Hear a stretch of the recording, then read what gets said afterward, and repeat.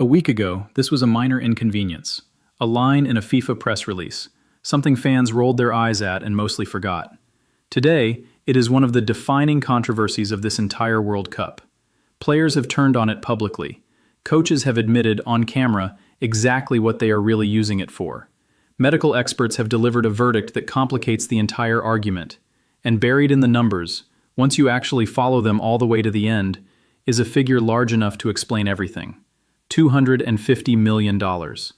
This is the story of the World Cup hydration break. And it is not really a story about water at all.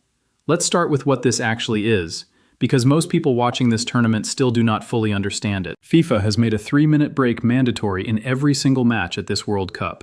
Once around the 22nd minute of the first half, once around the 67th minute of the second.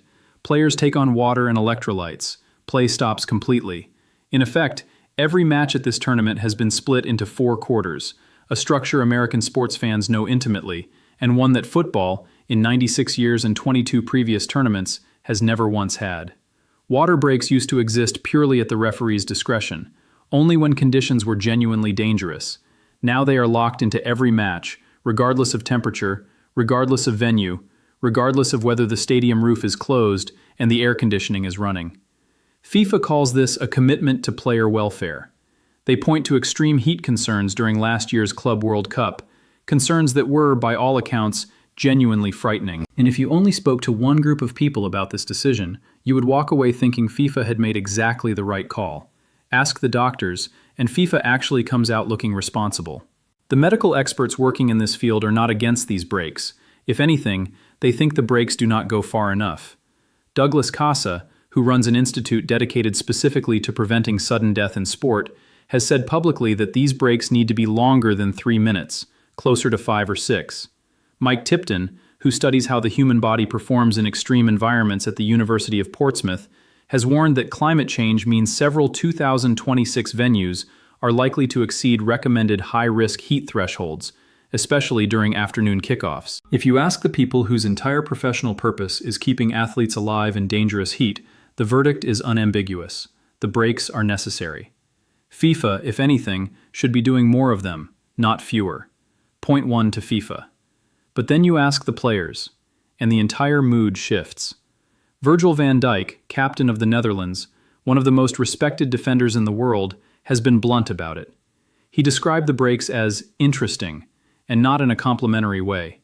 His issue is not really about hydration at all. It is about what happens around it. Broadcasts cutting to commercials, the rhythm of the match disappearing, the experience for the neutral fan watching at home getting worse in the process. His suggested solution was simple. Judge it match by match. If conditions are genuinely dangerous, use the break. If they are not, do not force it onto a game that does not need it. Belgium's Youri Tielemans landed in almost the same place. He said it could reasonably work both ways, that in cooler cities maybe these breaks should not happen at all. But then he admitted something that exposes the entire trap FIFA built for itself. If you apply the rule selectively, break for some matches, not for others, fairness demands you apply it to every match, regardless of conditions. The moment FIFA decided this needed to be uniform across all 104 matches, they locked themselves into stopping play in 19-degree weather inside climate-controlled domes with the roof closed, because the alternative, picking and choosing which matches got breaks, would have been an even bigger unfairness. The players are stuck inside a structure that, even by Tielemans' own logic, cannot easily be fixed. Now ask the fans. And it is barely even a debate. When The Athletic surveyed more than 9,000 of its readers, the response was close to unanimous in its frustration. The overwhelming majority called the breaks problematic. Only a small fraction said they did not mind them, and a similarly small fraction said they actually liked them. During England's 4-2 win over Croatia, the crowd inside the stadium audibly booed the moment the referee signaled the hydration break. And here's the thing. Their biggest complaint was not really about advertisements. It was about momentum. Because a 3-minute pause does not just interrupt a football match. In the right moment, it can completely rewrite the outcome of one. There is a match this tournament that proves exactly that. Germany against Curaçao, the smallest nation, by population, ever to qualify for a World Cup. For 21 extraordinary minutes, Curaçao were living something close to a dream. They had equalized to make it 1-1. They were on top. Germany, one of the most decorated nations in tournament history, looked genuinely rattled. Then the referee called the hydration break. Germany's coaching staff gathered their players, calmed them, corrected what was going wrong tactically. Germany went on to win 7-1. Was the break the only reason for that result? No. But did it interrupt a struggling giant at the exact moment they were wobbling and hand their coach a free tactical reset at the perfect moment? Absolutely it did. And that will not be the last time this tournament that a match turns on FIFA's 3-minute timer. Which brings us to the one group that has quietly, almost completely fallen in love with these breaks: the coaches. Belgium's Rudi Garcia said it outright. For him, this is not a cooling break at all. It is a coaching break.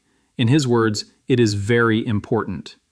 France's Didier Deschamps described it as a chance to adjust things mid-match and pointed out plainly that football now effectively has 4 quarters, and coaches are adapting accordingly.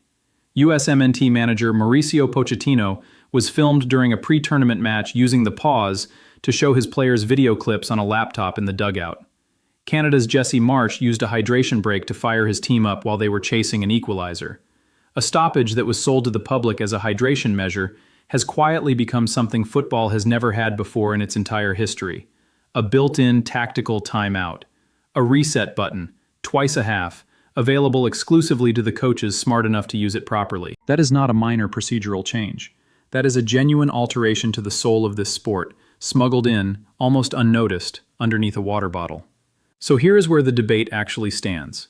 The doctors want the breaks to be longer. The players want them to be situational.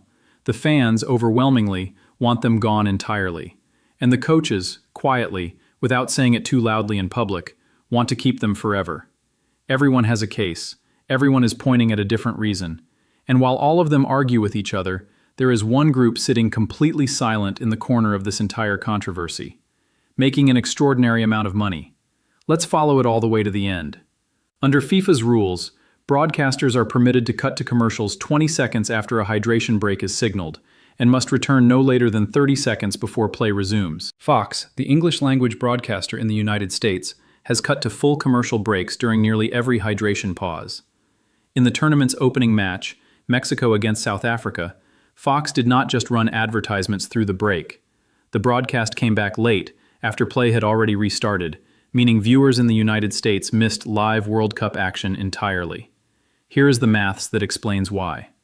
A 30-second advertising slot during these breaks has reportedly sold for between $200,000 and $750,000, depending on the match, with the higher figures reserved for United States national team games and later tournament rounds.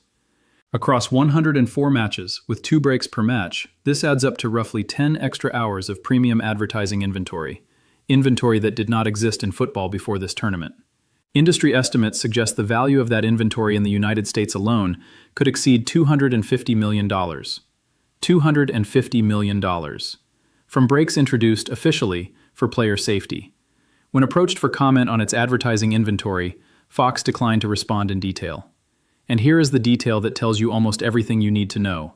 Not every broadcaster is doing this. The BBC, ITV, and Telemundo have all declined to show commercials during these breaks, choosing instead to keep cameras on the players, the coaches, the huddles. Which proves, beyond reasonable argument, that cutting to commercials was never required by FIFA's rule. It was a choice. A very, very profitable one. So now the real question hangs over the rest of this tournament, and over the future of this sport entirely. If there are roughly 10 hours of advertising inventory worth $250 million in the United States market alone, buried inside something originally justified purely as a safety measure, how long before broadcasters begin lobbying FIFA to make these breaks permanent? Not just at World Cups, in every competition, every season, forever. Media analysts who follow sports broadcasting have already suggested exactly that. Something that began, genuinely, as a response to dangerous heat, could end up quietly transforming football, permanently, into a 4-quarter, advertising-friendly product, without anyone ever having to vote on it, debate it, or formally announce the change. And underneath all of it sits the one question nobody at FIFA appears to have asked out loud before any of this began. Did anybody actually ask for this? Here is the truth, sitting beneath this entire controversy. The genius of the hydration break, whether anyone intended it this way or not, is that everybody involved can find their own separate reason to argue about it. The heat, the momentum, the tactics, the fairness. And as long as every single person is busy arguing about which of those reasons is the real one, the breaks stay exactly where they are. The one party that never has to publicly defend them, that never has to explain or apologize or justify a single thing, is the one quietly cashing a $250 million check while everyone else argues. That is how you win a debate without ever entering it. You make sure everybody else is arguing about everything except your wallet. So where do you land on this? Are these hydration breaks genuine player protection, backed by doctors who think they should go even further? Are they a quiet tactical revolution that has permanently changed how coaches manage a football match? Or are they simply the most expensive water break in the history of sport? Drop your verdict in the comments. I read every single one. Subscribe to When Football Speaks if you want World Cup coverage that follows every argument all the way to the money behind it. I will see you in the next one.